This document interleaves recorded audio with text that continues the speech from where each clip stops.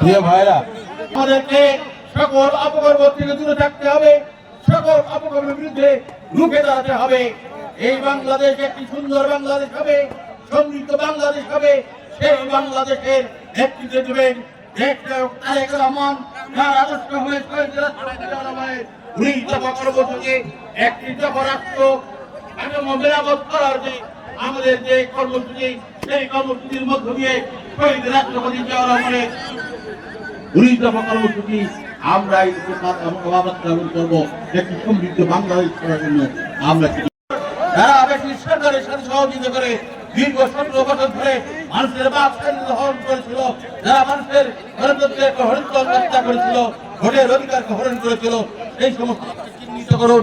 আগামী নির্বাচনে তাদেরকে প্রতিহত করুন।